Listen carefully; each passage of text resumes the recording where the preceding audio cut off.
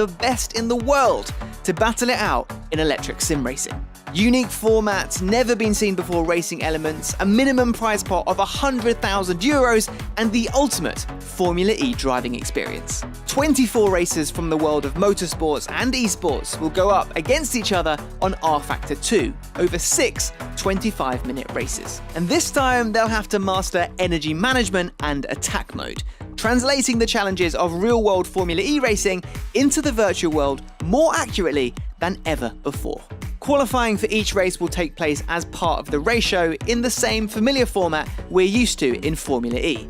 4 groups of 6 drivers going out one at a time with one flying lap to earn their grid position. Further combining the real and virtual worlds, each competitor will score Formula E Accelerate points for a real-life Formula E team, with the grid for the competition being made up of direct invites and those that achieve the best times in the online qualifier. During that qualifier stage, lap times were set by some of the biggest names in sim racing. There was barely 0.05 of a second between the top 3, meaning that the competition is going to be tight, and high-intensity racing can be expected. The races will take place on inch-perfect detail recreations of real Formula E circuits, like Berlin's Tempelhof Airport, Hong Kong Harbourfront, Red Hook in New York City, and more. The first of the 6-race series kicks off with round 1 on the 28th of January, with the winner crowned in March at the grand final, where double points will be up for grabs. Sam Bird, Alex Lynn and Alan McNish will be joining the team in the studio for round 1, with some great driver and strategy insight. When it comes to electric sim racing, this is as big and as challenging as it gets. Will the world's best sim racers rise to the challenge and show their ability to master electric racing in its most realistic form yet?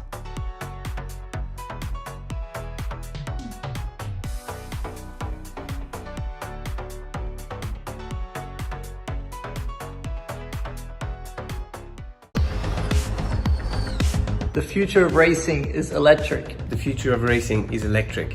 Motorsport is in an important phase of transformation. We see more and more racing series going electric. Well, the future of racing at the top level is certainly moving towards fully electric, pushing the boundaries of what's possible as always. The trend clearly shows that the future of racing is more electric, sustainable and greener. And it's sometimes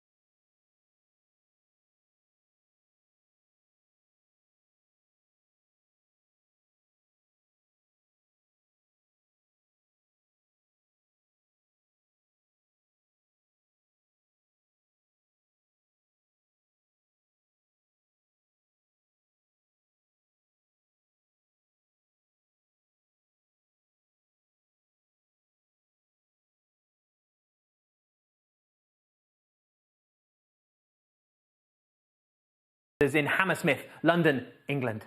It's been very quiet, hasn't it, Jack? Yeah, it's been like this actually for the last 10 months. Yes, all of the people who are normally based here are working from home. So we've taken it over. We're operating a very small crew and everyone here is in a strict COVID-tested bubble. And so let's show you our studio.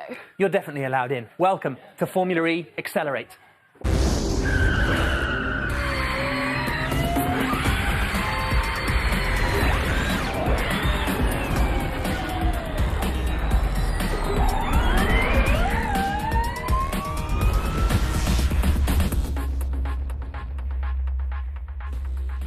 Yes, this is your new Thursday evening appointment to view. Thank you very much for joining us wherever you are in the world. Let us know in the comments or using the hashtag #FEAccelerate, and of course share with your friends so we can all watch this together. I'm Jack Nichols. And I'm Darren Adjetossier, and we are broadcasting live from the headquarters of the Formula E HQ in the heart of London.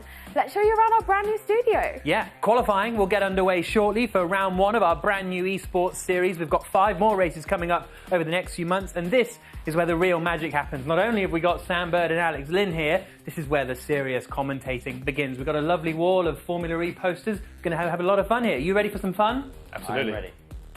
Yeah, they seem it, don't they? We've also got some of the world's best sim racers about to settle into their rigs at home. And speaking of rigs, we've actually got our very own sim rig here ready for action. During open qualifying last week, more than 20,000 lap times were set by over 600 entrants of the best sim drivers in the world, and now that has filtered down to a grid of 24. So who will be competing to win? Well, we actually have a prize pool of €100,000, and they actually get the chance to drive in a real-world Gen2 Formula E car. The top 3 from open qualifying earned their place on the grid, and the other 21 competitors have been picked by the official Formula E teams to represent them. Over 6 rounds between now and the end of March, the sim race in action promises to be some of the best on the planet.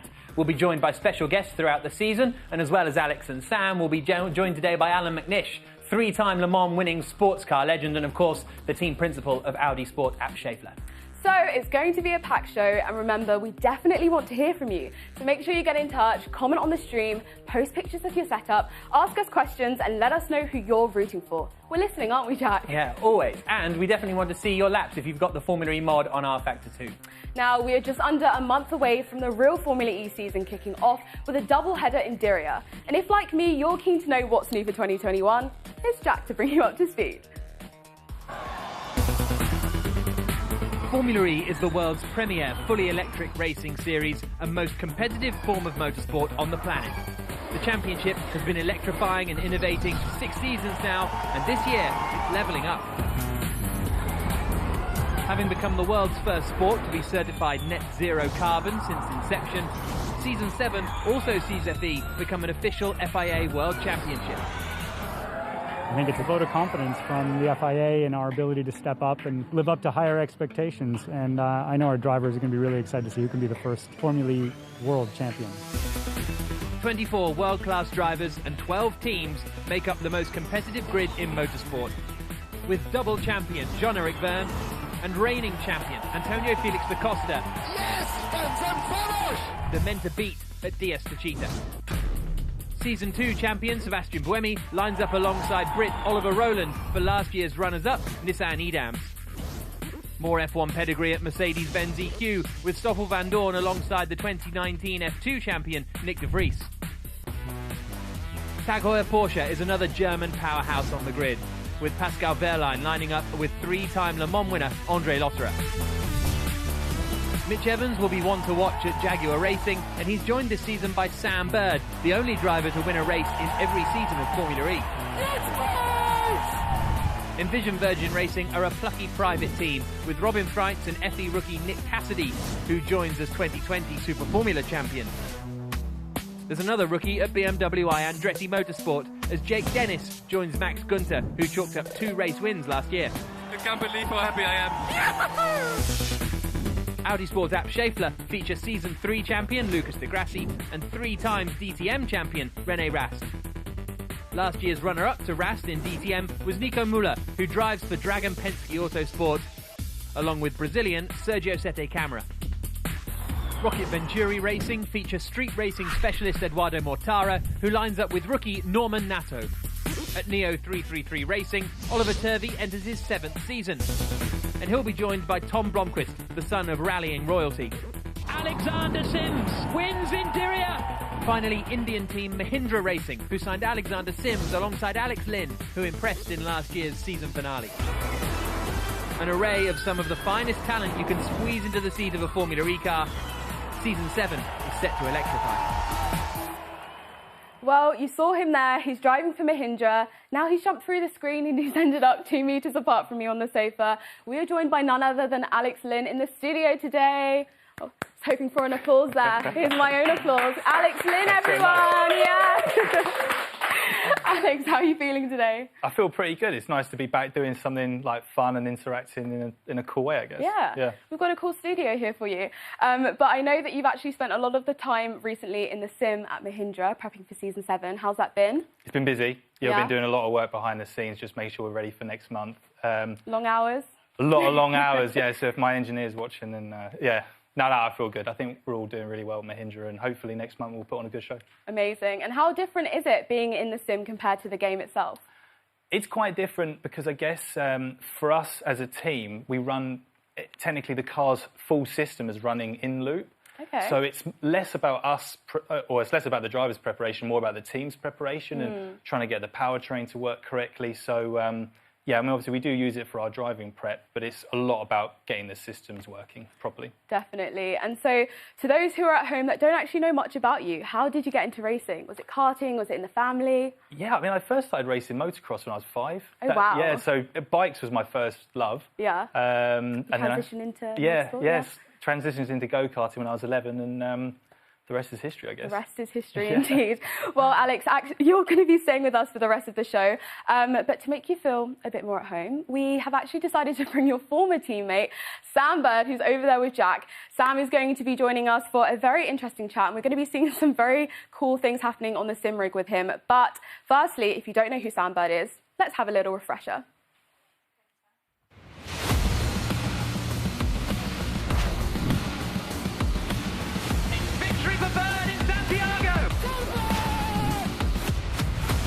What a move! Bird's into the lead of the race. What a win for Sam Bird! The only driver to win a race in every season.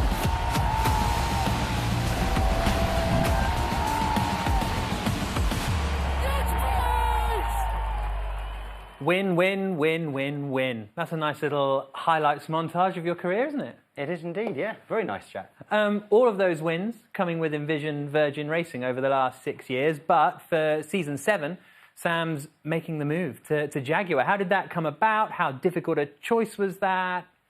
For sure, it's the right choice, firstly, Jack. I'm very happy where I am. How it came about, I've been speaking to Jaguar for a long time, and I've been super impressed at how every single year they seem to take a step forwards.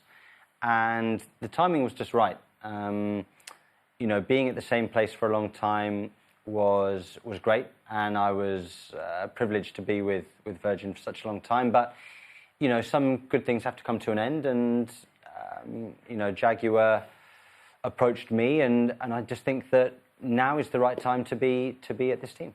Do you feel you have anything to prove in Formula E? I've got things that I want to achieve. I don't think I've got anything that I need to prove to anybody. I've proven that I can be a multiple race winner. I've proven that I can fight for titles, but there's still a step more that needs to happen, and that is to finally take that crown. It'll take an awful lot of hard work, but that's what I'm here to do, and that's what Jaguar are here to do as well. Yeah, so we are not far away from qualifying getting underway for this first round of Formula E Accelerate. The drivers are going to be getting ready for that now, getting into the last preparations. You obviously did the Race at Home challenge, Sam. How did you, I hate to bring it up, I suppose, but how did you find that? How impressed were you with the sort of lap times that the gamers were able to do? Because obviously all of you in the Formula E field, top quality racing drivers. Did you expect it to be a little bit more achievable, what the sim racers were doing? I was expecting to be closer to the sim racers than I was, to be honest. There is a slightly different skill set, and these guys really take it seriously, which maybe I didn't take it seriously enough, to be honest. But they are really, really good at sim racing. The way you drive is slightly different, but it's very impressive when you watch them. I've got to say, super clean, super professional, and you know, we're in for a treat tonight. Yeah, and Alex was talking earlier on about his time in the simulator and how different it actually is. Because you would think, I mean, we've got one driver called Artur Leuk, who's driving for DS Techeetah. He is their sim driver. But for him, it's his first race on this platform, even though he's their simulator driver. Yeah. The simulators that we use for racing are different to this one. They're, you know, like mega versions, basically, and they drive as realistically as we can possibly make them. This is a little bit more like a game, but it is impressive how the guys take the lines. It's exactly the kind of lines that I'd want to see from a racing driver. They understand how to get the car around the track as quickly as possible. You don't necessarily think that from somebody sitting at home playing on a sim game, but they really are, you know, with time, they could potentially be quick in a real car. One of the fascinating things I think we're going to see is the new things in rFactor 2, which is the regeneration and the attack mode. Because all Formula E drivers, all the rookies come to Formula E thinking, well, I can drive a car quick, this will be fine. then suddenly they've got to save energy, they've got to regenerate energy, they've got to use attack mode. And I think it's going to be a similar story for these guys today. Yeah, it's like the world's fastest game of chess, Jack, to be honest. That's how I see Formula E. And it's going to be exactly the same on the simulator this evening. Who can go the fastest while saving, or at least using the least amount of energy? Those will be the guys that are at the front come the end of the race. Well, take a seat, because Take a seat. yeah, exactly. We're going to be doing the New York City circuit here, and Sam is going I'm just going to take off my shoes, Jack. That's absolutely key. Yeah, sweaty feet. Are they fresh out the box? They were a Christmas present, but they haven't been worn very much because the weather hasn't been very good, has it? Anyway, No, they're very much indoor shoes, aren't they? So the race this evening is at New York, a circuit that I enjoy, I like. Go on, you can say it. No, I don't need to say it. No, come on, say it. Maybe people don't know. Okay, well, if anybody doesn't know, I won there twice in a row. But anyway, we don't need to go into that, but it happened. So we're now approaching turn 1, which is like a tight left-hand hairpin. Take a little bit of curve on the inside, which I didn't do, and then this is like a double right-hander that then leads into another right-hander. This is quite a tricky corner to get on the power because you're sort of accelerating and turning. Down the straight here, this is where sector 1 will end, just under this little banner here now. And then you're looking for a braking point here. There's a couple of changes in tarmac going into this left-right, which are very, very tricky to see actually. Then back on the power, aggressively out of the corner, accelerate up to the 90-degree left-hander, which used to be the last corner in season 3, sorry. And then we've got probably the tightest corner on the calendar here, the right-hand hairpin, somewhere where you can duck underneath people and overtake. Short straight into another 90-degree right-hander. You're getting towards the end of the circuit now. We're into sector 3, a little bit of curve on the inside. Quite a medium speed chicane, quite difficult. You always feel like you're really close to the wall on the exit, and then the fastest corner on the whole calendar to end the lap. Really quite a fun left-hander, and then onto the start-finish straight to start another lap. Beautifully done, Sam. Thank you very much. Well, a little applause for that, I think, Thank you. for Sam Bird. Thank you. Yeah, 2 of us clapped. Thank you very much. Alex Lynn is not clapping for Thank you. you. Well, Oh, yeah. thank you. Congratulations. So Sam has actually set a lap time. We'll be revealing that on the leaderboard at the moment. At the moment, that is the quickest time we've seen, a 1 minute 17.401. You're getting that, yeah? You can see that, yeah? Yeah. Jack, at the yeah, okay, cool. One of one. Yeah, exactly. So Sam's already done his lap time. Alex is going to be doing his a little bit later for the big reveal. Darren, where's your lap time?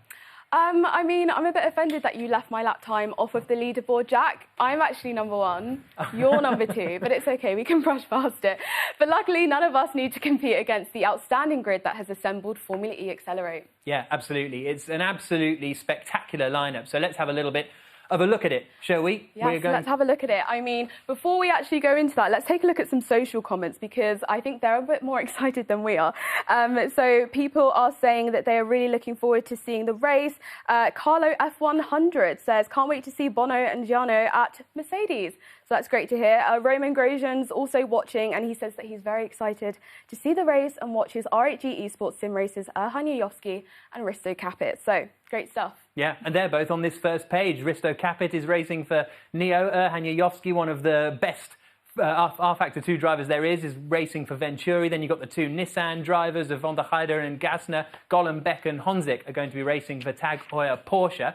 And then those are just 4 of all of the teams that we've got here as well, because the grid is absolutely packed full of top quality sim racing talent. If you've been watching any of the sim racing over the past year, I suppose, you're going to recognise a lot of these names. And at Mercedes, the one that was just mentioned there, Bono Huis, joined by Jarno Opmeer. Now, Jarno Opmeer won the F1 Esports Championship last year. Mercedes have signed him up as a result. Him and Bono Huis are going to be ones to beat. You've got Stefanko and Brzezinski at Jaguar Racing, Lucas Muller and Olli Pakala at Mahindra, and at Virgin, you've got Graham Carroll and Tamir Benchik. Yes, let's talk about Tamir Benchik because, in case you didn't notice, she's actually the only female on the grid, which I think is incredible. And if it doesn't get any better than that, she's actually only 18 years old, which is incredible. But also, she only got her first sort of sim kit about last year, and look at where she is now. Yeah, really, really impressive stuff. Very impressive stuff. And then we've got Kevin Siggy, who was the winner of the Race at Home Challenge. He's going to be driving for BMW I Andretti Motorsports. Artur Leuk is the driver I mentioned earlier, who's the actual DS Techeetah simulator driver. And then at Dragon, you got Pave, a race winner in Race at Home Challenge, and he's alongside Freddie Rasmussen. Yes, let's talk about Freddie Rasmussen, because he actually got the fastest lap in qualifying. And just a quick recap for anyone who does not know. So the top 3 in qualifying actually earned their place on the grid, and then the remaining 21 were drafted by the official Formula E team. So Freddie Rasmussen, Erhan Yayovski and Manuel Biancalilla were the top 3 in qualifying, and here they are on the grid.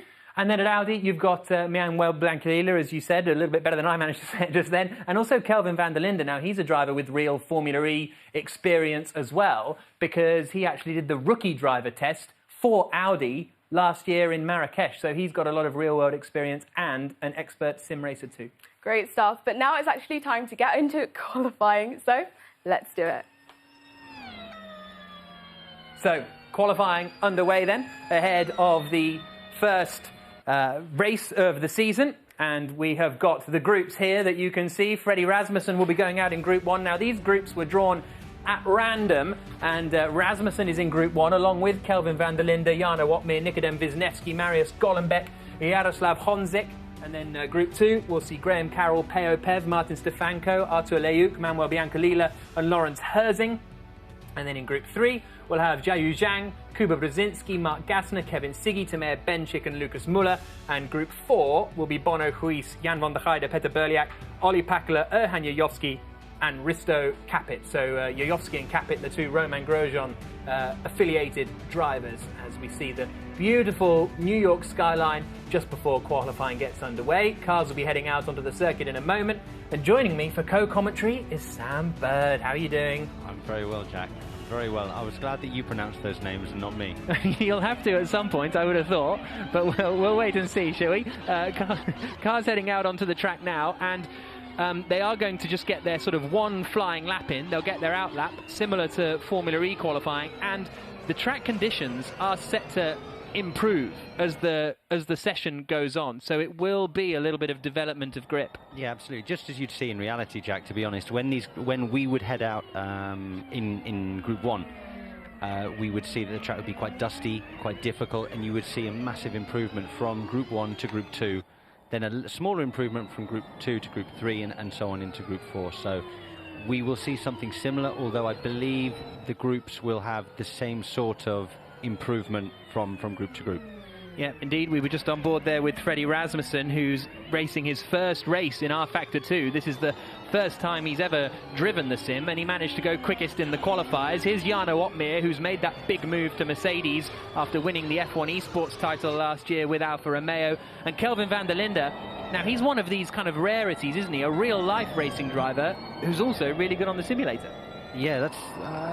I want to say it's rare, but it's not nowadays. You look at people like Lando Norris and people like that, they love being on the sim. Some of these younger guys, they are fantastic at it. As we see Freddie Rasmussen, Rasmussen lock up into turn 1. And he's coming now out onto the back straight. So he's the first car to start a flying lap. We'll get his first sector split in a moment. He's got the Porsche behind him. 22.5 in Sector 1 for Rasmussen. But that's just over a tenth down on Honzik, who's gone fractionally quicker in the Porsche behind. On board with Rasmussen. Super impressed with the way they're so close to the walls, Jack. I mean, I can't do that on a simulator. You got very close to them at some points. Yeah, I went over them at some points as well. But look at how precise he is. You know, so balanced on the throttle coming out of the hairpin, and now coming towards Sector 3. Let's see what Sector 2 is like. The quickest first sector has gone to Jarno Opmeer. He's done a 22.069, which is very impressive. So Rasmussen, the fastest of the qualifiers, struggling a little in the first sector, but he's equally 4 tenths up on Honzik in the second sector, and he's done the quickest second sector of anyone. So Rasmussen across the line, a 1 minute 10.3. That's the benchmark time. Honzik only does a 10.8. So Rasmussen lost a lot of time in Sector 1, but Sectors 2 and 3 were MAGA. Yeah, that's some time, 10.3. Let's see what everybody else can do. Here's Jarno Opmeer after doing a good first sector. He's coming through the middle sector now. He's going to be there or thereabouts, and he slots into second place. It's Golombek who's gone to the top of the time. So Golombek quickest in the Porsche, Opmeer second, Nikodem Wisniewski third, Freddie Rasmussen fourth, fifth for Kelvin van der Linde, and in the end, Honzik drops down into sixth position. But already the times are... It's this one-lap qualifying format. It's the same in Formula E. You have drivers that can be so quick over one lap when they pound round and round and round and round, and you get 100 laps in qualifying or whatever. But there's nothing like a Formula E qualifying session. The pressure is so intense when you've got one lap to do the job. You know, you've done 50, 60 laps in practice, but then when it counts, you've got to make it work, and Golombek has just done a cracking lap. So it is Marius Golombek for Tag Heuer Porsche, who's on provisional pole position at the moment. No super pole. We just have our 4 groups and then go straight into the race. And it is Golombek who's quickest at the moment. Let's go over to Darren. So Golombek currently has the fastest lap. Alex, what do you make of that? I mean, personally, I was really impressed by Rasmussen, first of all, because I think he locked up into T1 and his first sector was heavily compromised. But to be fair, like Jack mentioned, sector 2 and 3 really pulled it out of the bag. And I think you mentioned over there that actually he was the quickest in overall qualifying. Yeah. So I think for me, it would be interesting if he stays in Superpole. But again, it's like, I'm really interested to see how it's going to work with like this evolution, like Sam said. Yeah. Just like in reality, the track's just going to get quicker and quicker and quicker. Yeah. And some of these, really fast guys, let's see if they stay in. Yeah. Well, let's see how Group 2 get along. So, Jack, Sam? Thank you, Darren. Yes, it looked for a moment as though Rasmussen was at the top of the times at the end of that session, but I think he did a second flying lap. Now, they only have a short window in which to do it, and according to the live timing, Rasmussen is still in 4th position. So although he jumped to the top of the times, I don't think that actually counted, and it is Marius Golombek who is up there at the top of the times at the moment. He's actually a working student for Porsche. He did 2 races in the Race at Home Challenge, finished 5th in Berlin. He's done a little bit of karting in the past and a little bit of real racing at the Nürburgring as well, as the 28-year-old from Germany. But we're now, Group 2's about to go out. Yep, so we've seen pave before in the Race at Home Challenge. We've also seen Graham Carroll doing quite a lot of sim work. In fact, he was in the sim with me when we did that E-race in Vegas, if you can remember all those years ago, Jack. I will never forget that race in Vegas. That was a good weekend. That was a good trip. No offence to the Formula E headquarters. I preferred the e-racing in Vegas. It was a heck of a time. So, I was teaching Shaquille O'Neal how to sim race. It was a very bizarre situation. For those of you unaware, he's a very famous basketball player. Yeah. I'm just name dropping here. I have a similar stature to that man. Very similar. Here is Graham Carroll, who, as you say, did the Visa Vegas e-race and also did some of the Race at Home Challenge. Former Walter Hayes Trophy winner, the Formula Ford 1600 race at Silverstone, a Formula Ford 1600 Scotland champion as well, Graham Carroll, and he's on his outlap for DS Virgin. There's Lawrence Herzing for the Venturi Formula E team. He did a couple of Race at Home Challenge events last year, one more notable than others, and he's about to come through Basin Bend and start his flying lap. So at the moment, the benchmark time to beat is a 1:10.059, and here comes Peo Pev, the Bulgarian, down towards turn 1, and the Techeetah spun right on the apex, and that's going to ruin Peo Pev's lap, you would have thought. Oh dear, that's half a second right there, at least. So, yeah, the Techeetah's all over the place. But Peo Pev, he's really compromised in Sector 1. Let's see if he can do anything in Sector 2 and Sector 3. Actually, he's only 4/10 down, Jack. That's remarkable. Yeah, he's managed to get away with that one, hasn't he? It was Artur Leuk in the DS Techeetah that spun, so he's going to have an even slower first sector than the other two. We're with Graham Carroll now as he comes through Sector 1. It's up, Jack. 1/10 up. Oh, but he's run wide into the tricky left-right complex, and that might have compromised his exit a little bit. Here comes Graham Carroll, then down into turn 10 through the left-hander. One of the elder racers in the field, 30 years of age, the man from Edinburgh, now into the Manhattan hairpin. Here comes Peo Pev. His middle sector is a couple of tenths off. Biancalila in the Audi has gone to the top of the time. So Manuel Biancalila is the first driver across the line. He goes to the top in the Audi. Pev goes up into 7th place, which, all things considered, isn't too bad. No, I think he's done all right there, to be fair. I think that, you know, Sector 2, he still would have been a bit angry, but he's got on with it in Sector 3 and actually done a purple Sector 3, which is impressive. Graham Carroll slots into 2nd position, just 1/100th of a second slower than Biancalila managed. So it's Biancalila on a 9.839, Graham Carroll on a 1 minute 9.849. So just 1/100th of a second between them. Martin Stefanko slotted into 7th, Lawrence Herzing in 8th place, Pev down in 10th position, and of course no lap time set in the end for Artur Leyuk. He decided to escape from the game rather than finish the lap, and so that completes our runners. Manuel Biancalila, the very impressive Italian, the Sicilian, who has done 2 years in F1 esports. He was 2nd in the Le Mans 24-hour virtual early last year in the GTE class, and now he's on provisional pole position. So that's halfway through qualifying, Darren. Yes, a very eventful qualifying indeed, Alex. What do you make of that spin? Well, I think there's two things, isn't there? I mean, Pev was so fast in the race at home challenge, and now he's, you know, down in 10th place. I think he'll be pretty disappointed because I think he was on for a really good lap. Yeah. Also, Manuel, I mean, I'm pretty happy for him because I was involved with that virtual Le Mans thing where he finished 2nd, so I've seen firsthand just how quick he is. So I'm really happy that he's quickest so far. Yeah, and I mean, taking into account what's just gone on there, when you're in the car, in a race car, and something like that happens, how do you manage like your anger, your temper? Because I would be livid. In qualifying, Yeah. I mean, it's almost impossible to try and control it properly. Yeah. Because you're so in the zone, and like any small little thing can really throw you off your confidence. So it's about trying and recover something. But yeah, I mean, 10th place, he'll be pretty disappointed with that. Yeah, but hopefully he can maybe spin it around. I mean, he's rapid, so we're going to see something in the race, I'm sure, which is good for us. Yeah, very cool. eventful. Okay, so now we're going to take a look at the 3rd group of qualifying. Okay, so only 12 more drivers to go. Thank you very much, Darren. Here is Kevin Siggy. Now, he has already won a drive in a real-world Formula E car after winning the Race at Home challenge. Maybe if he wins it again, he gets another. I don't know. Double the laps. I don't know how it works, but he was super impressive in the Race at Home challenge. He was so fast. There was no way us normal drivers were getting anywhere near him. He has a certain technique, obviously, that is quite niche to these sims. But look, if he can do these kind of skills on a sim, then I'm pretty convinced that he could transform that into real life.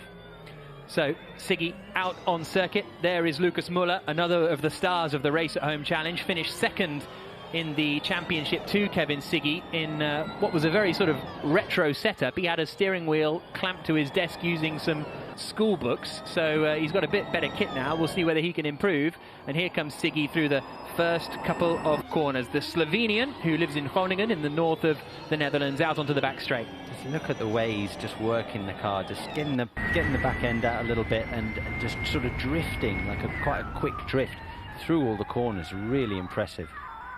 Takes a lot of curb, maybe nibbles the wall a little on the inside. Yeah, that would have hurt a bit of lap time there. Just kissed the wall on the inside. That he didn't mean to do that. That was a bit too much. His first sector is about a 1/10 of a second down on the best. It's not too far away from Biancalila's lap time. Brzezinski, Gazner and Muller have all done similar. Timea Benchik's a little bit away in sector 1. Here she is now, the Hungarian, who went to her first racing event in 2016, qualifying for the Hungarian Grand Prix. And really, I think he's intentionally taking some of those curbs, isn't he? Yeah, you can't get away with that in reality, but he seems to have got away with it there. What's the time going to be, though, Jack? Here he comes. He's got Manuel Biancalila the time to beat. Siggy goes 3rd. So close, though. Less than 300ths of a second away from Biancalila. Here comes Kuba Brzezinski in the Jaguar car out of the final corner. Graham Carroll 2nd, Biancalila 1st at the moment. Brzezinski doesn't climb too far up the order, up into 8th place. Gazner now goes up into 7th position. Here comes Timea Benchik, and she goes into 16th spot in the Envision Virgin racing car. For me, Jack, Siggy has lost that potential to be on provisional pole going into the last group. I feel like he's got the speed, and he's just made a couple of minor errors during that lap. For sure, for me, the rest of the lap was the best that we've seen so far, but a couple of tiny errors have cost him. and right now he's sitting, what is it, third on the grid. Yeah, indeed. So it is still Manuel Biancalila on provisional pole position, Graham Carroll second, Kevin Siggy, the champion of the Race at Home Challenge, down in third place at the moment. But we've still got 6 drivers to run and 6 big names actually to head out onto track, Darren.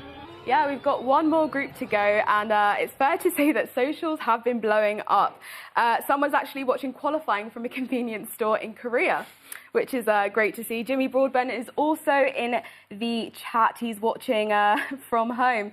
Yeah, we've got loads of people that are really enjoying qualifying. But Alex, how have you been enjoying it? What did you make of Group 3? Group 3 I was pretty keen to see, because I'm actually a pretty big fan of Kevin Siggy myself as well, because we saw him at the Race at Home Challenge, yeah, and he was rapid. We were in some of the practice servers together, and some of the lap times he threw down were just astronomical. So, like Sam said, I think he'll be disappointed with that, because he'll be in this to win for sure. But again, if you make it through to Super Bowl, it's all about the next lap.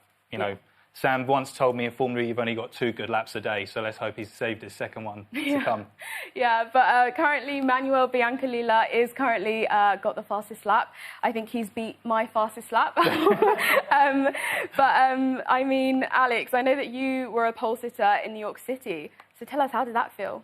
It feels pretty good, I can't deny. That was pretty cool as well, because it was my first time. It's a cool track. The backdrop's pretty insane, as it sort of speaks for itself. Yeah, I mean, hopefully do it again in a few months' time as well. Yes, fingers crossed. A very cool chat indeed. So we're about to go and see the final group of qualifying. Yep, they're on their outlap at the moment. There you can see Erhan Yayovski in the Venturi weaving around. He's going to be one of the drivers to beat. A very, very experienced racer on rFactor 2 is Erhan Yayovski. Won the rFactor 2 GT Pro Championship for 2 years in a row. Risto Capit, the Romain Grosjean R8G gaming racer. He's racing for Neo in this race, but I just can't shake the image of Alex Lynn sort of sitting at home with all like the Kevin Siggy cap and the Kevin Siggy shirt. He's a big fan, you know. He's a big fan. Big fan. I reckon he's sending fan mail. Yeah, that's what I reckon. Definitely. Right, here's Olli Pakala, one of the veterans of sim racing, the Finn, who I said, where do you live? He said, the middle of nowhere. So there we go. He's actually in Lapland right now. Wow. Yeah. Okay. And he also was in the Visa Vegas E-Race, racing for Mahindra. The notable moustache has gone, but he's now onto the brakes, and he's done a reasonable first sector. 22.179. And Jan van der Gijden's done a decent first sector, as has Risto Capit. Yayovski is the last driver to come through sector 1, and he's a 1/10 of a second away, but there's a lot of time to be found throughout the rest of the lap. Yeah, we're on board with Risto Capet now, into the left-hander 90 degrees. Very, very tricky corner, actually. Really easy to underdrive, but at the same time, a lot of time can be lost if you over-push the entry. Everybody tends to sort of do this four-wheel drift slide through that hairpin. Really impressive. Yayovski through the middle sector does a 24.4, which is a pretty strong middle sector. Jan van der Gijden goes up into 7th place then for the Nissan Edams team, out-qualifying his teammate Mark Gassner. Pakala goes up into 9th spot, and here comes Risto Capit out of the final corner, and he cuts the timing beam to go up into 4th place. Good lap from Risto Capit. Who else have we got to set a lap time? Berliak drops down to 12th position. And there goes Erhan Yayovski to the top of the times. A 1 minute 9.830 for Erhan Yayovski, 9,000ths of a second quicker than Manuel Biancalila, and that secures him pole position for the race. The first Formula E Accelerate race will have Erhan Yayovski on pole. Bono Ruiz could only manage 6th position. A fascinating grid, so tight. Look at how so close tight. that is, Jack. What is it? 0.03 of a second separating the top 4 drivers. So tight. Yeah, that is absolutely remarkable stuff. There's Bono Ruiz, who will qualify in 7th place on the grid then. But Yayovski on pole, Biancalila 2nd, Carroll 3rd, Siggy 4th, 5th for Risto Capit, 6th for Freddie Rasmussen. But you've got some really impressive drivers down towards the back. Van der Linde, Pave, Kuba Brzezinski, Wisniewski down in 15th position. It's going to be a fascinating race. Absolutely. And do you know what, Jack? We didn't comment on it at the time, but Risto Capet, I think he'll be a bit disappointed there, because he'd done a really good lap and he actually kissed the wall out of the last corner, which would have lost him time driving to the line. Was it necessary? Absolutely not. But he's only 1/10 away. Maybe he could have been on pole. And it is Yayovsky who's managed to pull it off. Very, very impressive drive from the North Macedonian, a world's fastest Gamer 2 finalist. He was the champion of the BMW Sim Live series in 2020. He's been racing rFactor 2 since 2017, and he has secured another pole position as he looks to secure another very impressive performance in sim racing. Manuel Biancalila second. Will be getting underway with the race in about 10 minutes time. Before then, we've got to see Alex Lynn set his lap time on the simulator here in the Formula E Accelerate studio, and then we'll be getting underway with the 25-minute race, which will include energy saving, will include power management and energy management, and the attack mode usage as well. So the drivers know that they will have to use it twice for 2 minutes. And in the same way that it was a brand new innovation in Formula E and something that had never been done before, that's exactly the same in the sim racing as well, because no one has ever done it before in sim racing. rFactor 2 is the first game where that's ever been possible to do it in. Here's a look at the results then after qualifying and round 1 for Formula E Accelerate. Erhan Yayovsky starts on pole position, 8 thousandths quicker than the Italian Manuel Biancalila. Graham Carroll in third, Sigi Capita, Bono Huis competing the top 6. Then it's a load of Germans, isn't it? Gollenbeck, Muller, von der Heide, Gassner, all there in the top 11. Olli Pakala will start 12th on the grid, only 0.3 of a second away from Erhan Yayovsky.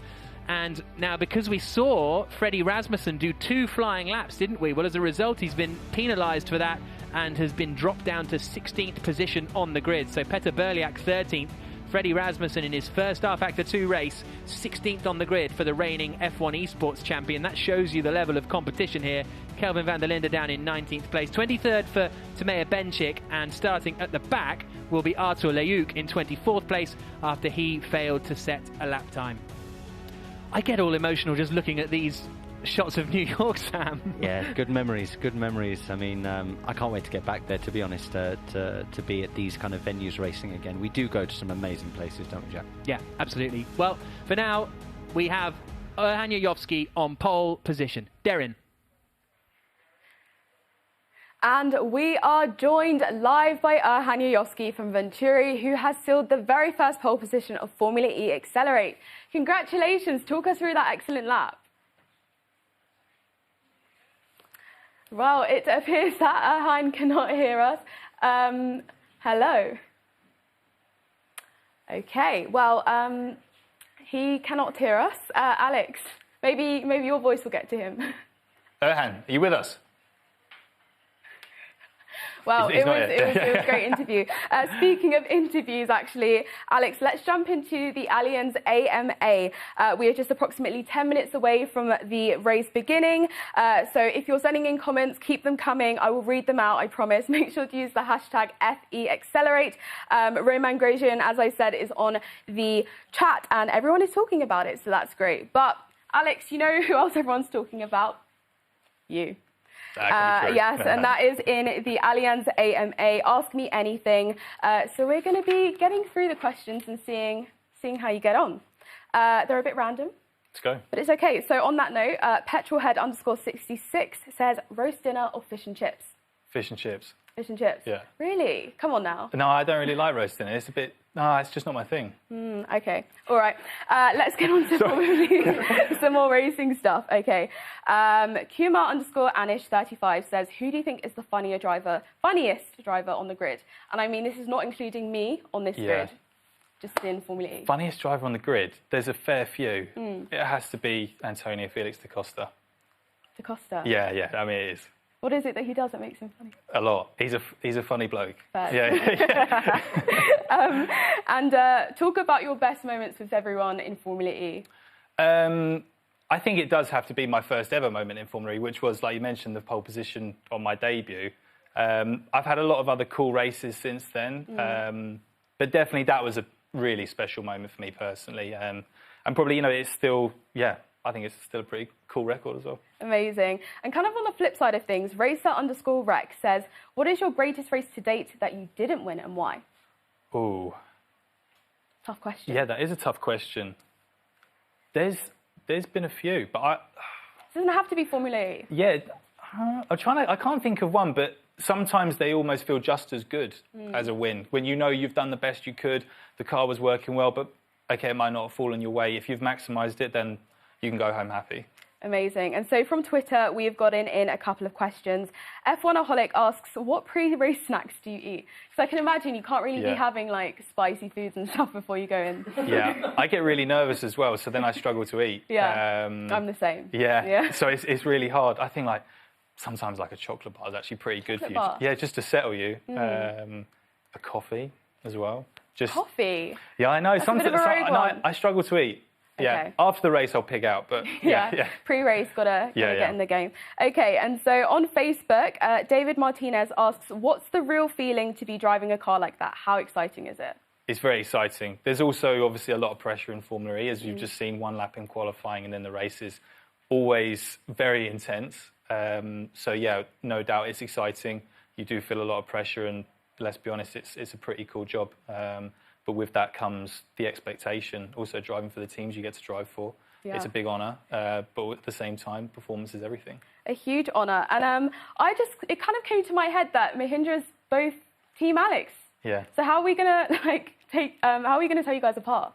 Well, apparently Alexander is very particular about being called Alexander. Ah. Yeah, and I've never been called that ever, even though it is on my passport. So Alexander, Alex. Nice. Yeah. Not a cool helmet or anything to tell you apart? I think my helmet's cooler than his, Yeah. but yeah. Okay, well, keep the questions and comments coming in. We're really enjoying them. Alex, you having fun? I'm having a lot of fun, actually, yeah. Okay, wonderful. But I'm afraid it's time to kick you off the stool and go into the simulator, which, can I just say, has been thoroughly sanitised since Sam Bird has used it. No offence, Sam. But yeah, I'm going to be really interested to see how you get on in the sim and if you can beat my incredible high score that's so high it's not on the leaderboard. Yeah, okay, up for this. Yeah. This is going to be good. I've deliberately kept Sam's pedal positions as well. These are by your ears. Yeah. Wow, okay. Well, whenever you're ready, hit it. Is it straight in? Where are you at the moment? No, you're just out of turn 11. Not even, out of the hair. You haven't given me any tyre warmer either. No time. I've royally. Okay, all right, here we go. No, but you've got all the excuses. That's fine. If you want, do get a sighting lap and then go for it. Okay. I feel like that will give me more of a chance. That might not even go in my favour. No, but fine. You can set yourself up to fail. So that's fine. Right. So we are just coming through the left-hander now, out onto Alex Lynn's out lap. Our sim racing drivers are just getting ready to head into the race. That'll be getting underway in about 5 or 10 minutes' time. And yeah, okay, fine. This is your out lap. Yeah. Okay. You can definitely have a flying lap after this one. I think it did need. Jack, I'm not sure the brakes are working, mate. No, I think they are. They are. It definitely needed sanitising after Sam Bird because that.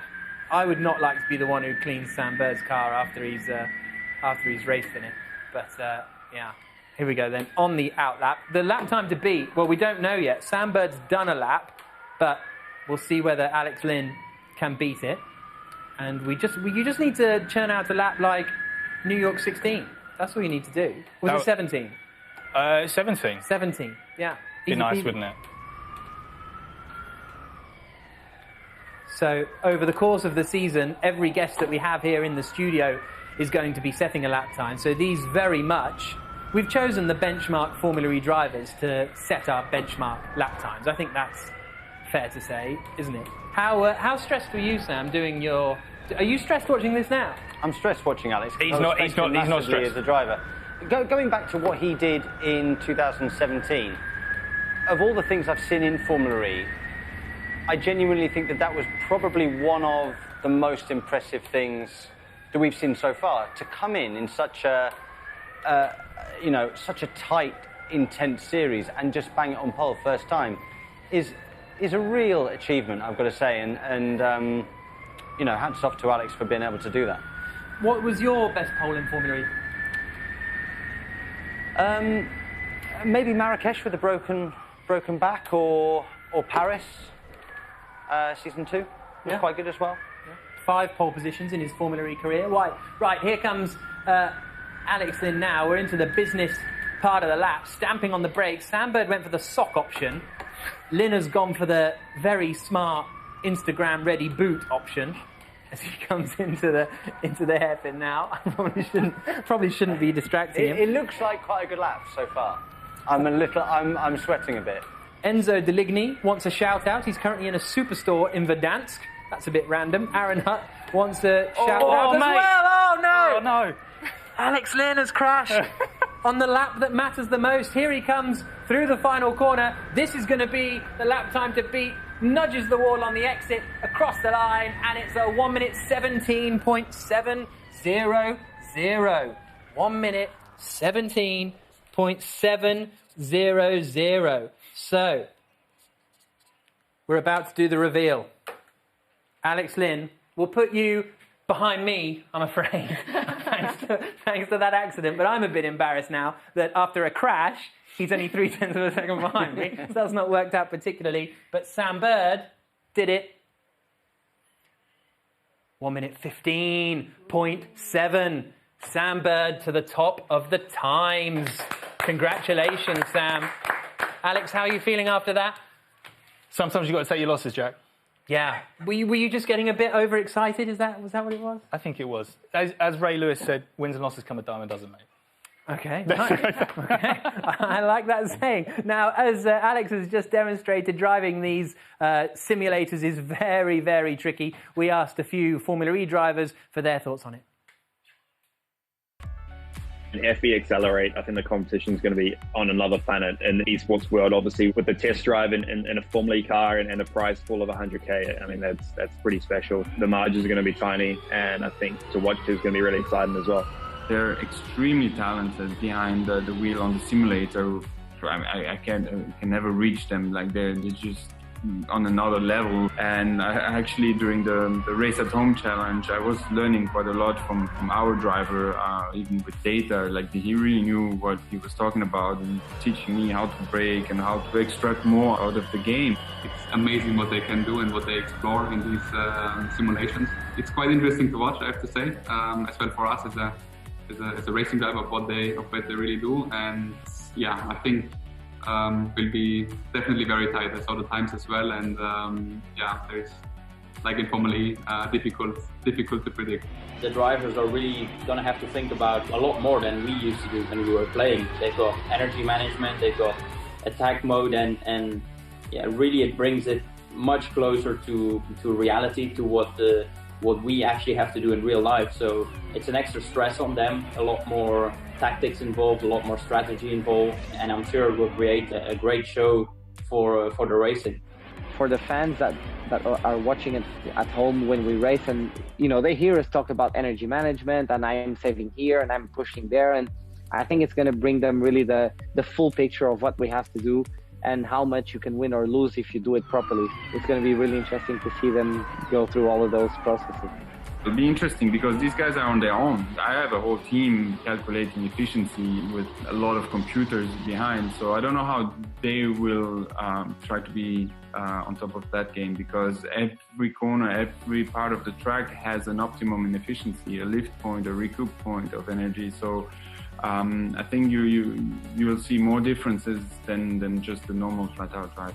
I'm pretty comfortable and happy on track, but when it comes to the gaming side, I've got no chance against these guys. I'll leave it up to them to battle it out. I think whoever comes out on top is going to be a really deserved winner, and with a very cool prize. So yeah, cool competition, and I'll look forward to following it. In the esports series, I have no chance. They really kick my ass very, very hard. Which makes me angry, I'm not gonna lie. So I just try and do it for fun, and I try to pick my opponents well. I much rather race people like Robin Frank and stuff that, they spend the same amount of time than me or even less in the sim, so I can beat them, and then I can go to bed quite happy. So those were the real Formula E drivers. Got a real Formula E driver here as well, Sam Bird. We're about to get under the way for the first Formula E Accelerate race. And remember, we are in a COVID-secure environment, so no matter how much I want to touch him, I just can't. It's killing me. It's killing me. It works both ways. Okay, right. So the cars are going to be lining up at the grid in a few moments' time. Let's have a look at who is going to be starting where. At the back of the grid then, after making that spin early on, it is Artur Leyuk. Timea Benchik starts in 23rd position. Zhang just behind in 22nd, with Honzik in 21st position. And then we're into the top 20 with Pave. The Dragon Racer will be disappointed with that. Kelvin van der Linde in 19th spot behind Lawrence Herzing. Martin Stefanko in Sam Bird's car starts in 17th on the grid, so keep an eye out for him climbing through the order. That's a Sam Bird trait, isn't it? Yeah. Freddie Rasmussen will start in 16th on the grid. The other Jaguar of Kuba Brzezinski is in 15th position, just behind Nikodem Wisniewski, the Pole. Petr Berliak from Croatia will start in 13th in the BMW I Andretti Motorsport car. Then it's Olli Pakala for Mahindra, just behind Mark Gassner, winner of the 2014 Nissan GT Academy. Had a few real GT races himself. He's lining up just behind Jan von der Heide. There we go. Lucas Muller in 9th position for Mahindra. Jarno Opmeer in his first race as a Mercedes-Benz EQ driver starts in 8th position on the grid. Marius Golombek is in 7th position with Bono Huis in 6th in the other Mercedes. Risto Capit lines up in 5th place for Neo 333, the Estonian from Tallinn. Kevin Siggy 4th on the grid. Graham Carroll in 3rd place for the Envision Virgin Racing team. Manuel Biancalila starts in 2nd, and it's Erhan Yayovski who starts on pole position. So we have attack mode, we have energy management. This is going to be very interesting, Sam. It's going to be super interesting, Jack. And the thing is, this takes me back to kind of season 1, season 2, where we're kind of in the unknown a little bit here. These guys, massively, they don't have a team of 30, 40 people behind them working out all the energy figures. They've got to do this on their own, hit the targets on their own, and it's going to be really, really interesting to see who comes out on top. The race gets underway in Formula E Accelerate, charging down towards turn 1, and it's a very good start from Biancalila. He's got the inside line. Yayovski is going to have to surrender that, isn't he? There's a bit of wheel banging behind, and Risto Capit has a bit of a nudge with Kevin Siggy. They're still side by side for the lead, and somehow Yayovski is going to just about hold on in front, I think. Very, very tight between them. Biancalila in the Audi still coming at him. They go nose to tail down the back straight. Biancalila in the Audi pulls to the outside, but Yayovski holds the lead for the time being. Carroll has got up into 3rd place then, ahead of Kevin Siggy. Bono Huis is up into 5th. Golombek and Capit are battling for 6th position. So Risto Capit lost a lot of places. Bit of a traffic jam down at the tricky double right-hander. We're getting sandwiched in the Jaguar there, but Yayovski somehow still in the lead. I thought that Biancalila had that all day long. Yeah, but he drove around the outside at turn 1, which meant he had the inside line for turn 2 and turn 3, Jack. That's how he managed to keep the lead. So here they come then, up towards the right-hander of turn 12. There is Kevin Siggy in the BMW.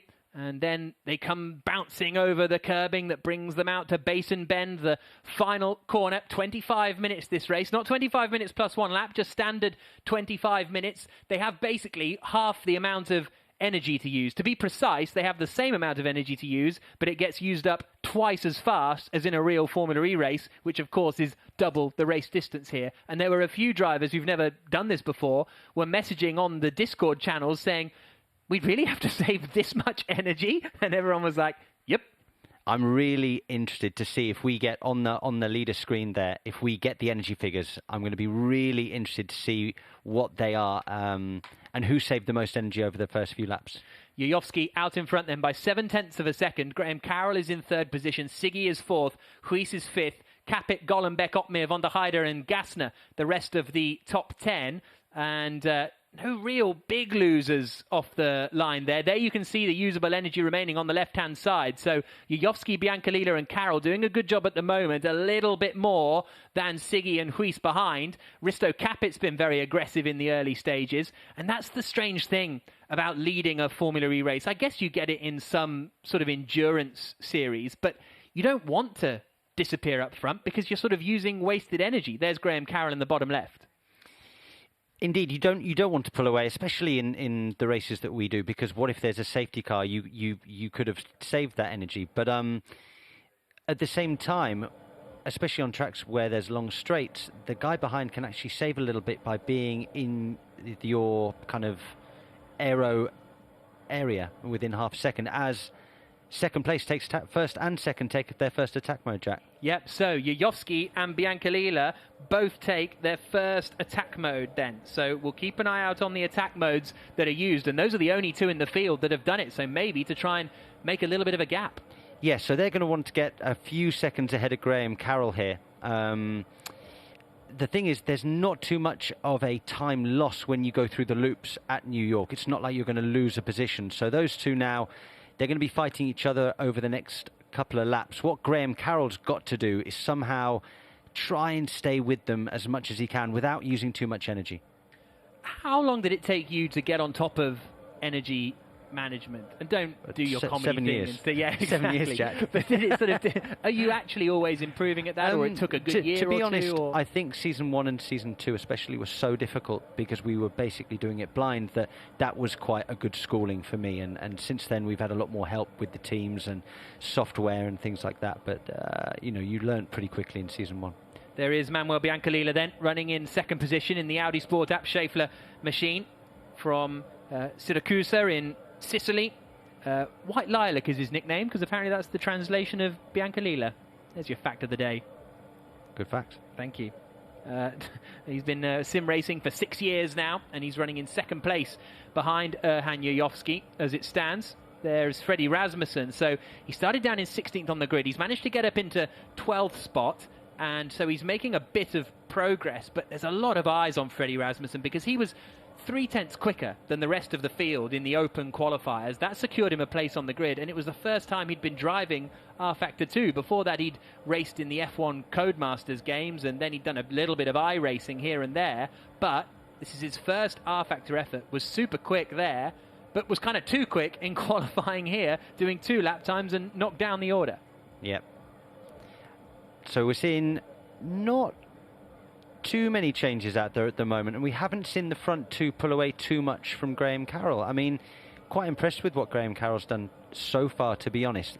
The front two are now out of attack mode. The thing is, when is everybody else going to take their first attack mode? That'll be the next part of the race. The other strategical element in this, well, there's your answer. Carroll and Siggy both use their first attack mode as well as they come out of the final corner. Risto Capit taking his first attack mode too. And as you say, New York is a track that you don't lose as much time as some others that we'll go to later in the year. Yeah, when we go to places like Marrakesh, where it's on the outside of a corner, Santiago, you tend to lose 1.5 seconds, 2 seconds. Also at Berlin, here it's maybe 1/10, and you're not going to gain a position by doing that. But what you could do is, when someone uses it in front and they haven't pulled away very much, you could then go on the offensive over the next sort of 2 to 4 minutes. The other differing element here is that there is no safety car to have. So through they come, the left-hander, and Graham Carroll is in attack mode now, and he's right behind Manuel Biancalila coming down into turn 1. Carroll goes to the inside, Biancalila squeezes him, but Carroll is through, gets it stopped, up into second place. Yeah, great move there, Jack. He's waited for them to finish their first attack, knowing that he's got the pace and got the move done. Well done. Now he's got to get after the leader. So I think Petr Berliak is going to get a 5-second time penalty at the end of this race for avoidable contact. Siggy is past Biancalila as well. Bono Huis is taking his first attack mode. So Biancalila, after looking very racy at the start, is slipping back just a little bit. And we've mentioned it already. We've got 18 minutes to go in the race. You have engineers in your ear telling you when to, when to ease off, when to save energy. These guys have got to just kind of work it all by themselves. That's the tricky thing. It's so easy to go faster and then just burn through your energy. They've got to be regimented, be consistent, be fast, but not use too much energy. It's such a fine skill, Jack. 17.5 minutes to go. We're on board now with Bono Huis, who's running in 5th position, the man who won the first ever race I commentated on, and he's looking to the inside of Biancalila. Biancalila sees him coming, but that was a bit late in the day from Bono, a bit too far back. Yeah, far too far back there, Jack. Yeah, that was never really a full-on move.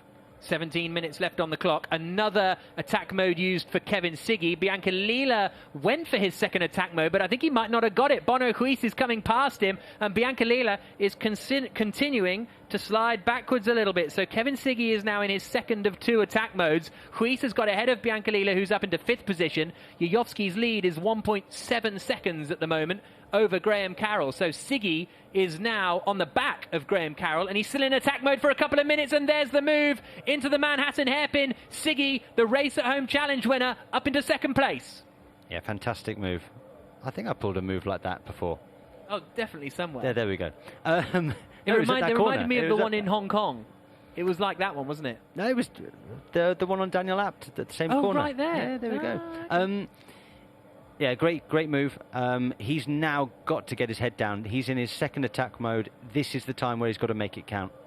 Erhan Yuyovski still has one more attack mode to come. You can see how much quicker Kevin Siggy is going on this lap so far, 1.3 seconds away from the leader. It's the same as Formula E. From 200 kilowatts of power, these cars go up to 235 kilowatts of power when they're in attack mode. Yuyovski takes his second attack mode now then, so he's done that to try and cover off Siggy in attack mode behind. Here's Freddie Rasmussen, who's still in 12th place, uses his attack mode, I think for the first time, attack mode 1, as he tries to get past Olli Pakala. The leaders are really close now, Jack. Siggy's closed in on him, but as you say, the leader's gone through and he's now got about a minute more of attack mode than second place Siggy. I love the way that they just throw the car into these corners and let the rear just drift round. It's so fun to watch. Only 0.7 of a second between Yuyovski and Siggy, but Siggy's going to run out of that attack mode before too long with 15 minutes left on the clock. Then it'll become a bit of an energy battle, but we've also got the likes of Huis, who's still got to take a second attack mode. I think Graham Carroll has only used one of his attack modes as well, so they could come into play later on over the course of the first round of Formula E Accelerate in New York City. 5 more races to come. We've got 2 to come before the first real race of the season in Diriyah, and then another 3 to come after that. Freddie Rasmussen is going to the outside of Olli Pakala. Pakala holding the inside line, holding firm, finished 3rd in the Visa Vegas E-Race back in 2017. Carroll uses his second attack mode. Freddie Rasmussen's still in there. They're still side by side all the way through the back corner, and somehow Pakala is going to have the inside line, but Rasmussen's got ahead in the Dragon. Fantastic racing, side by side, all the way through Sector 1. Really fun to watch. So Yuyovski in his second attack mode. Carroll is in his second attack mode. Can he close in to Kevin Siggy over the next couple of minutes? The 2 chevrons you see next to Carroll's name, that indicates how much attack mode is left, i.e. 2 minutes, and then obviously when it counts down, that is the last couple of seconds. So this is Graham Carroll. He's going to have a really good chance here of getting Kevin Siggy for second place. He's got a fantastic chance. The leader's checked out. Look at that, 3 seconds nearly on this lap with the attack mode that he used. So, I mean, amazing. But Graham Carroll's on the offensive. Can he get it done into 1? No, he's a little bit too far back. But if he has a good run out of the next 2-3 right-handers, he might have a chance into Sector 2. Much neater coming through 3. Here they come now out onto the back straight of Bound Street, and he will be tucked into the slipstream here. This has got to be it, hasn't it, for Graham Carroll, looking for second position. Siggy covers the inside, but again, just a little tentative maybe from Graham Carroll, or, you know, a 3rd place. It's a long championship. Kevin Siggy had that one covered. He did a good job. He is defending very hard. Can Graham Carroll get it done into the hairpin? Siggy's not giving him any room, is he? Carroll now in the Envision Virgin car to the outside. Siggy working really hard. Is there going to be the drive off the corner? Has he done it? I think he's done it. It's the outside at turn 11, wheel to wheel, and Siggy holds the place still. Carroll has only got 6 seconds of attack mode remaining, but he might not need attack mode. He's so close to the back of the BMW. Here they come through Basin Bend to start another lap. We're halfway through the race already. And is Carroll going to have a move for second position here? Charging down towards turn 1. No, and it's all about that energy, isn't it? That's the difference that's been involved. What they were doing there, Jack, was not efficient driving. So a lot of defending that would have slowed their minimum speeds down, which means they would have boosted and burnt more energy down the straight. So again, let's see what the energy figures are like when they next come up, but that is not an efficient way to get around a racetrack. There's Graham Carroll in the bottom left, the man from Edinburgh, right up behind Kevin Siggy. It's good to see him involved in the and look at the energy. Siggy 47% compared to the leader 50%. 3%, Jack, that's nearly round here, that's getting on for a lap. Yeah, that's very, very true. So Kevin Siggy could be in trouble come the end of this race. Who else is looking good out there? Jarno Opmeer in 8th place in the Mercedes is looking in a pretty strong position, as is Mark Gassner on 53%. And is this what you do in real life? Do you sort of make a decision to save energy if you're not in the position you want to be and kind of let the race come to you? Yeah, sometimes you have to do that. You can't go and burn a load of energy and try and force your way forwards and then have nothing towards the end. You have to kind of sit where you are and see how the race is going to unfold. If you can pick people off, great, but you have to do it quickly. You can't get stuck behind people. 11.5 minutes to go. Across the line comes Jarno Opmeer then, so he, as I mentioned a moment ago, has a good chunk more usable energy than Marius Golombek, than Risto Capit in front, and much more than Siggy, Carroll and Huis in 2nd, 3rd and 4th positions. So this is going to be a fascinating second half of the race for Jarno Opmeer. We're on board here with Jan van der Heijden, who is a very quick racer, finished 6th in the Race at Home Challenge, finished 2nd in Berlin, 2nd in the Race All-Stars Series 3rd season. He also won season 13 of the Virtual Endurance Championship GTE class and was teammates with Jenson Button in the Virtual Le Mans 24 Hours. So a lot of experience for Jan van der Heijden. He's actually got his biggest race of the week tomorrow. He's doing a GT race at Adelaide where he's got to try and beat me somehow. So we'll see how he gets on tomorrow. Ooh. He'll destroy Pressure's me. on. He'll destroy Yeah. me. Honestly, it's ridiculous. 10 minutes left on the clock. On board with Opmeer. Capit just coming to the end of his second attack mode. And you can see the leaders use their attack modes a lot earlier than those in the kind of mid-pack. Carroll still on the back of Siggy. Yeah.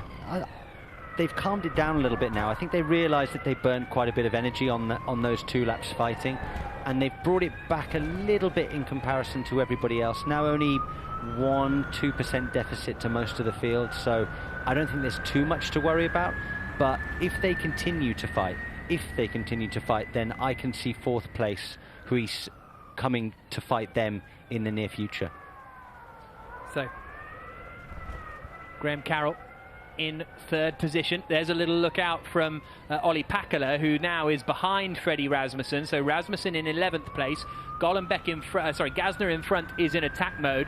Olli Pakala, the experienced Finn, is trying to get back at Rasmussen. That's not going to work. Around the outside. I thought it was going to for a moment, but Pakala looking every which way possible, trying to get back to the inside, and that he's got Alexander Sims's helmet in that car, Olli Pakala. So that's the helmet that Alex Lynn was slating a little earlier on. These two have been at that's it. That's the helmet that Alex Lynn thinks looks really cool. And it's going to be a bit of contact there for Lucas Muller. He gets a little tap from behind from Nikodem Wisniewski in the DS Techeetah as they come through the final corner, fighting hard over 13th spot at the moment. But here's Carroll, he's ahead. So Graham Carroll has got ahead of Kevin Siggy and is up into 2nd place. Looks like the move got done down into turn 1.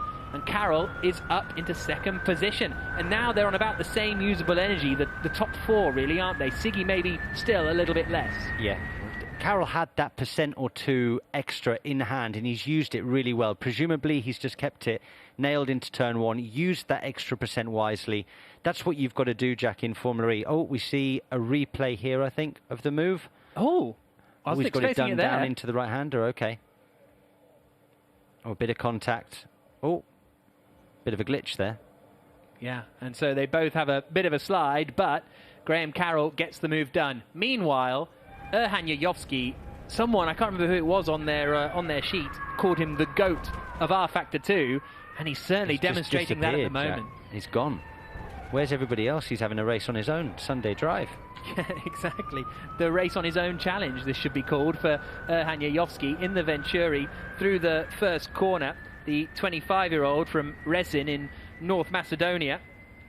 And he says that Risto Capit is the main man to beat for him. Capit down in 6th position at the moment. Yajovski, huge advantage, 4 seconds clear at the front. And nearly 2% better than the people in 2nd and 3rd. Yeah, this is a really almighty drive from Erhan Yajovski. You see him there at the wheel in the bottom left. He's got, looks like a curved screen to me that sort of bends all the way round him. Some will be running triple screens, so you have 3 all attached to each other, but Yajovski's looks like a curve.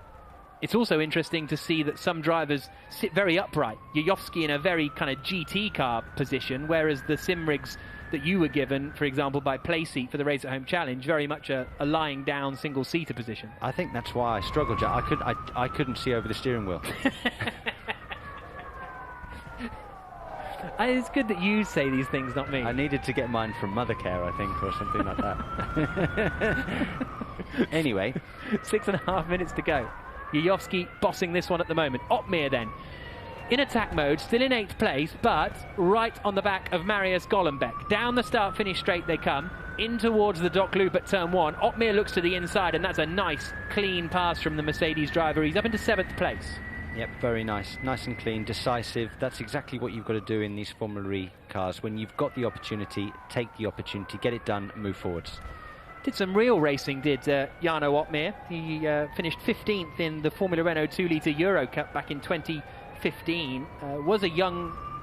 Was part of the Renault Junior Academy programme, but he got dropped from that after some difficult results. That 2015 season won by Sasha Fenestraz ahead of Will Palmer. So that was the drivers that he was competing against in real life, Jarno Otmir, and then has become a very successful sim racer, winning the F1 esports series last year, but in this championship on rFactor 2 only able to be running in 17th place at the moment and a little bit too far back from Risto Capit. Here's Kevin Siggy, who, as you said about 10 minutes ago, has joined the fight. Bono Huis has joined the fight for 3rd place. And Biancalila's coming with him, actually. Biancalila fell back early on, but look, he's got 2% more energy than Siggy and Huis in the Audi. Is it enough, though, to make up the positions that he lost early on? I'm not convinced. I think he's left it. I think he did maybe a bit too much energy saving early on, and he's lost too much ground. I don't think he can get up to 2nd, but maybe he's in the fight for 3rd. How often does that happen in real form? How often do you leave a race going, we were sort of too aggressive with our conserving? It can happen on the longer tracks, Jack, like Marrakesh and places like that where the energy saving is extreme. It's quite easy to come away from the weekend thinking, gosh, I left too much on the table early on, or I spent too much early on and then I hemorrhaged places later on in the race. Smaller circuits like Hong Kong, it's not the same. Siggy and Carroll were under investigation for their little bit of argy-bargy in their overtaking as Carroll got past Siggy, but no further action is being taken, which is good because it looked a pretty robust move from Carroll, but fair enough in sim racing land and probably fair enough in Formula E land. Yeah, we have a little bit of contact as well. Yeah, exactly. Yuyovsky through the final corner then, out across the line. Well, he's already been across the line about 5 seconds ago, comfortably leading this one. Graham Carroll in 2nd place, 5 seconds back, ahead of Kevin Siggy. Bono Huis is now just a second away, but here comes Yuyovsky again in Norman Natto's Venturi, who will be a rookie this season when the real racing gets underway in Diriyah, or the real life racing, I should say, because this is very much real racing. Bono Huis still had an attack mode remaining, so that he's just interesting. activated. We didn't know that. Yeah, we did not know that. He has just activated his 2nd and final attack mode. I'm pretty sure everyone around him has used both of them, and interesting. 3.5 minutes to go. Huis on the charge. Siggy could be in trouble here. Carroll might be a bit too far up the road. But yeah, 2 minutes is 2 laps basically. He's going to get 4 or 5 attempts to overtake Siggy.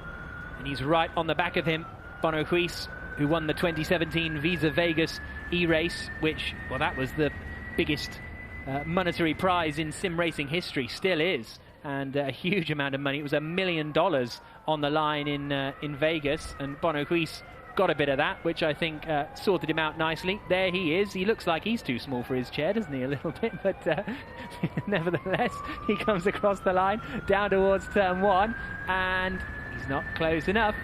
Not close enough here, but look, he's going to set him up here, Jack. Nice and neat through 2, 3, and 4, and then let's see what he can do down the back straight. If he gets a good exit here, which he does, is he going to be able to keep it nailed? And is Siggy going to defend? Siggy comes over very late. That's very late. Huis goes to the outside. This is going to be super tight. What a move from Bono Huis. All the way around the outside. Just about gives Siggy enough room. Siggy will have the inside for the next left-hander. But Huis, with the extra power, moves up into third position. He's got half a minute to go. Graham Carroll might be a little too far away. But I didn't think Huis was getting that done on the outside. No, that's a heck of a move to go around the outside there. I don't think I've seen that in reality. But he's got 13 seconds left. I don't think it's enough to get Carroll, but let's see what his pace is like over the last 2 laps and see if he can close in and maybe put Carroll under a little bit of pressure, see if he makes a mistake. There's still, positions to be made here for the podium. There's also positions to be made for 6th place because Risto Capit is under a lot of pressure from Jarno Opmeer in the other Mercedes that's charging up the order. There's just 0.3 of a second between them as they come out onto the back straight. I would suspect we're on the penultimate lap of the race. There is Jarno Opmeer up the inside of Risto Capit and gets up into 6th position. So Opmeer has been steadily making progress throughout the race here. Very, very smart drive from the Dutch racer. Biancalila activates his second attack mode. Has he got a shot at catching Kevin Siggy? I think he has. Yep, he does. Absolutely. It's all changed here in the last couple of laps. Look how many people have attack modes left. Golombek goes through. Now Golombek gets ahead of Risto Capit and up into 7th position. So it really is changing. You can see the dynamics of how different this is and how much strategy is going to play a part in who's going to win Formula E Accelerate. Meanwhile, Yayovsky, is going to be starting his final lap at the end of this one. How close is Biancalila to the back of Siggy? Because he's got more usable energy as well. So the battle for 4th is going to be on. There is the Audi of Manuel Biancalila. Looked as though Siggy was a bit out of shape. They're all still queued up behind Bono Huis as they come through now to start the final lap of the race. Biancalila for 3rd, Jack. What do you reckon? Oh, for 3rd. That's going to be quite something. Oh, Bono Huis is under attack. Siggy is now attacking Huis again. Huis could lose both positions here, and he does. Siggy's up into 3rd. Biancalila's trying to hang it on around the outside in the Audi. Huis has his nose up the inside, but Biancalila is going to have the drive down the back straight, but he's all out of shape. Has to correct. He's in the slipstream of Siggy. The Audi goes to the outside now. This is the battle for 3rd place on the final lap, and Manuel Biancalila takes it. After slipping back in the early stages, his energy saving has paid dividends and he's up into 3rd spot. Siggy 4th. Huis goes from a podium position down to 5th place in the space of 1 corner, really. It's all come alive in the last 5 minutes, hasn't it? Unbelievable. Brilliant end to this first Formula E Accelerate race. Biancalila swings it into the hairpin, but Erhan Yayovsky is the driver you can see in the bottom left. He's coming now in through the little chicane at the end of the lap and then swings it into the final corner at Basin Bend. The first Formula E Accelerate win goes to Erhan Yayovsky across the line, celebrates in style, and he looks relieved and delighted and satisfied with that win. Carroll comes across the line in 2nd position. Biancalila, great drive actually from the Sicilian to finish in 3rd place. Siggy 4th, Huis 5th, Golombek 6th, Opmeer 7th, Gassner, Capit, Rasmussen, the rest of the top 10. Siggy also gets a point for fastest lap. Erhan Yayovsky gets the 3 points for pole position that are on offer, and a big swig of drink for Yayovsky because, look, we saw a great fight between some of the best sim racers out there, but Yayovsky wasn't one of them. He was in his own race, wasn't he? Yeah, he raced himself today. What a race that was, Jack. I really enjoyed that, and the race came alive the last sort of 3 laps. We didn't realise the amount of people that had an attack mode left up their sleeves, and it just came alive. So many changes of positions. Really fun. So, winner of the race, the Macedonian, Erhan Yayovsky. Another superb victory to add to his list of many, to be honest, and he will be looking very strong. He's now, if he wasn't the man to beat already, he's very much the man to beat going into the remainder of the season. As I say, 2 races coming up on the next 2 Thursday nights before we go really racing in Diriyah, and then another 3 after Diriyah before the remainder of the Formula E season carries on, and we'll bring you up to date with all of that a little bit later on. I mean, the dominance of the drive has thrown down a marker, hasn't it? Yeah. It's said to everybody else, right, I'm the boy to beat here, you've got to come and chase me down. Erhan Yayovsky, 6.8 seconds his winning margin in the end over Graham Carroll. Biancalila doing a great job to finish in third place. Kevin Siggy in fourth in the end. The reigning Race at Home Challenge champion Bono Huis looked to have a podium within his grasp, but it all slipped away on that final lap. Golombek in sixth. Jarno Opmeer encouraging for him to climb up into seventh position. Gassner in eighth. Risto Kappert in ninth. Freddie Rasmussen completing the top 10. So a point on his first rFactor 2 performance. Lucas Muller down in 13th position. Kuba Brzezinski in 15th. Pave climbed up into 17th spot. Jiayu Zhang in 22nd for Neo 333. Tamea Benchik having her first major esports race, you have to say. The Hungarian in 23rd place. And Artur Leuk, you imagine, had a spin or some other troubles out there because he finished a good long way off the leaders. So, fascinating race. Absolutely superb win, Derin, for Erhan Yayovski. A superb win indeed. I mean, what a race. Alex, what did you make of that? I mean, like Jack and Sam said, it was a masterclass from Yayovski.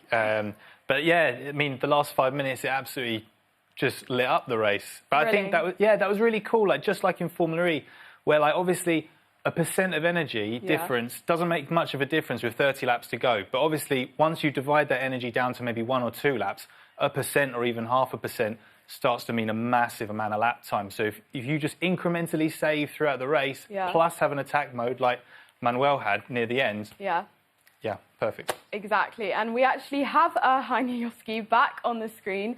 Hopefully we can hear him this time. Erhan, congratulations. Back on the screen. Hopefully we can hear him this time. Erhan, congratulations. Can you hear us? Lagging going on, but congratulations. You were the first winner of Formula E Accelerate, which is a huge deal. I mean, how did you do it? First winner of Formula E Accelerate, which is a huge deal. I mean, how did you do it? The start was really tricky. I mean, let's go back to the qualifying. The gaps were so small, like between top 5, it was incredible. Then come race start, Bianco Lilla had a bottom start, as we say, like instant response time. So I tried to cover him off, but he was alongside me, so we went side by side a couple of corners, but because the corners go to the inside, I had better lines, so I stick to my starting position, and then from then on, I think the guys behind me started battling and made my day so much easier. I mean, you did an incredible job. Thank you for joining us. A huge congratulations once again. And now we're going to be speaking to Graham Carroll. Hopefully there won't be a lag. Apologies for the delay with that. Congratulations. Second place, first race of Formula E Accelerate. How are you feeling?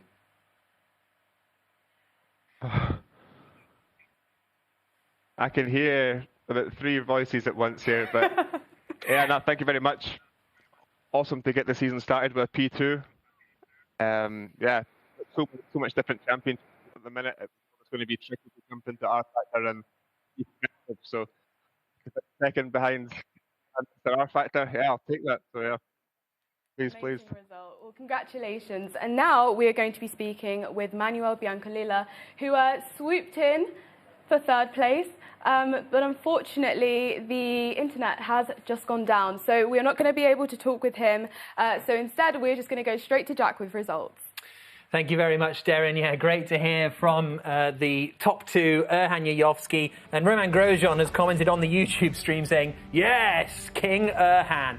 Yayovski races for Grosjean's team. So, these are the championship standings then. Erhan Yayovski, after pole and the win, gets 28 points, so he's got a 10-point margin over Graham Carroll. Manuel Biancalilla in third place, of course. In fourth position, it's after that race, it's going to be Kevin Siggy, Huis, Golombek, Opmeer, Gassner, Kappert and Rasmussen, the 10 drivers that have set a lap time. As far as the team's championship is concerned, it is Venturi who are at the top. Obviously, after that win for Erhan Yayovski, Lawrence Herzing, the other driver in that team, Envision Virgin Racing into second place, Mercedes-Benz in third, Audi in fourth, and 9 teams scoring points in the opening race. So that was good stuff, a good, impressive start for all the teams to get so many points, or so many teams to get points, I should say, in that first race. So a lot to dive into. And let's have a look at how Erhan Yayovski got that win. Obviously, like you said, Sam, a huge part of it was qualifying.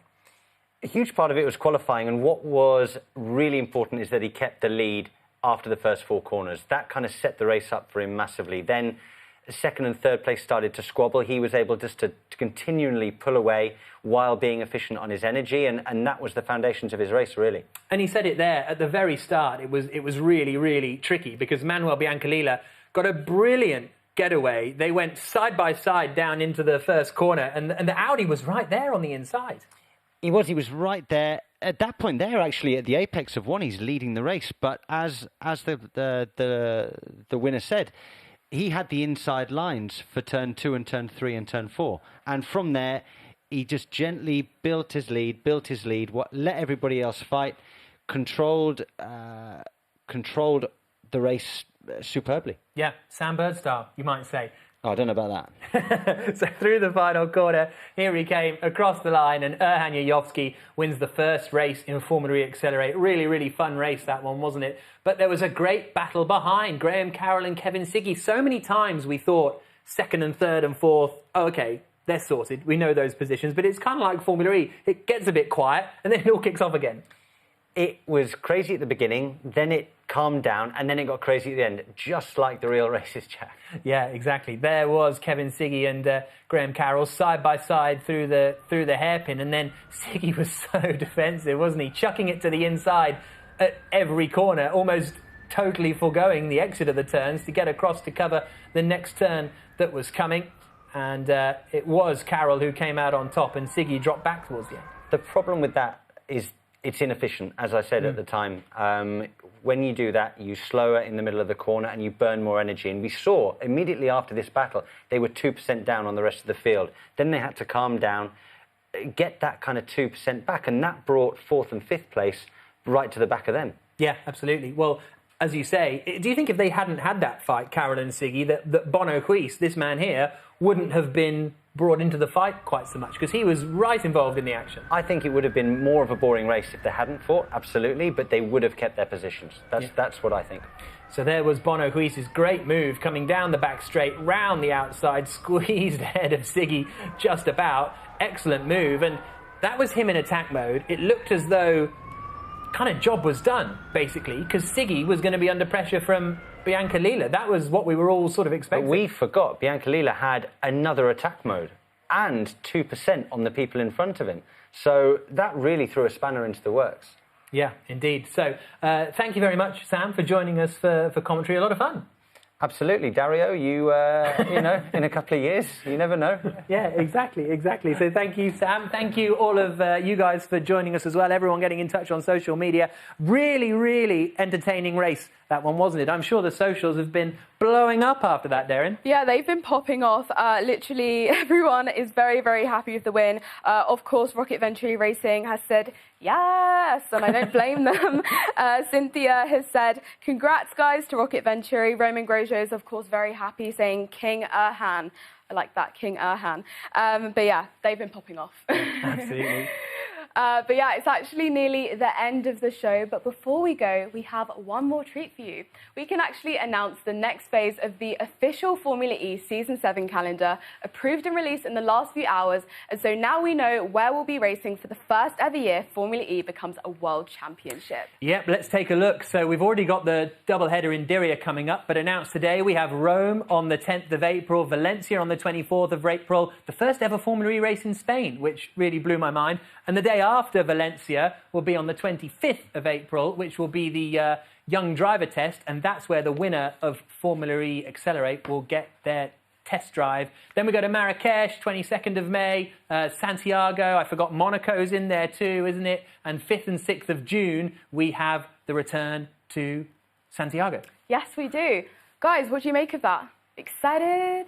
Where's your favourite city?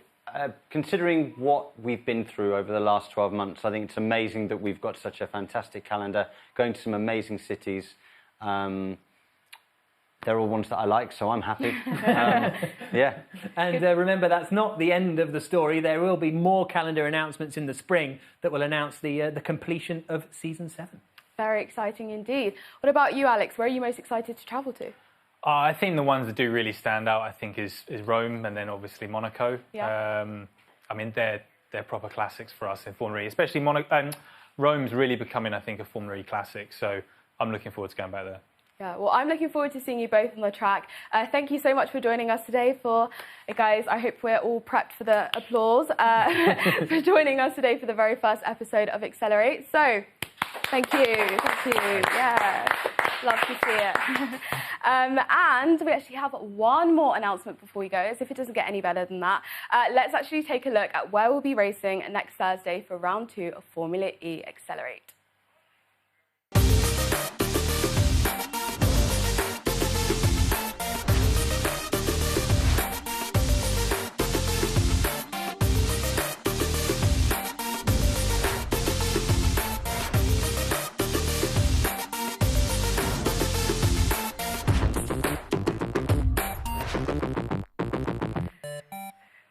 Yes, from one virtual harbour to another, from Manhattan to Hong Kong. Sam, good memories of Hong Kong? Yeah, very good memories of Hong Kong. Winning there in 2017, and I won there another time, but it might have been taken away. But we don't need to talk about that one. Yeah, we don't need to talk about that one. Absolutely. Yeah. Alex, your memories of Hong Kong? I really like Hong Kong. I think it's actually my favourite venue/track to race in Formula E. It was really cool. Yeah. Yeah, I've only been there once, but it really stuck in my mind as being a really cool little track. But obviously the setting is pretty incredible. Yeah, well, sadly, time's up. Thank you so much to our guests, Sam Bird and Alex Lynn. And of course, to all of the team here in our COVID-safe bubble and for sanitising when Sam got off, because, anyways. Whoever's job that was needs a medal, I think. They really do. Maybe the Formula E trophy. But thank you for all of your interactions. And remember, there are plenty more ways to get involved. You can vote for your DHL driver for the day and very much more. So check out all of our social feeds for the latest news. So next week, round 2 of Formula E Accelerate from the virtual streets of Hong Kong. Joining us in the studio will be Charlie Martin and Oliver Rowland from Nissan Edams, and down the line will be BMW I Andretti team boss Roger Griffiths. So for now, thank you for watching, stay safe, and we'll see you here, right time, right place, same place, yes place, no place, next Thursday. That's pretty much all you needed to take from that. But thank you and goodbye. See you later.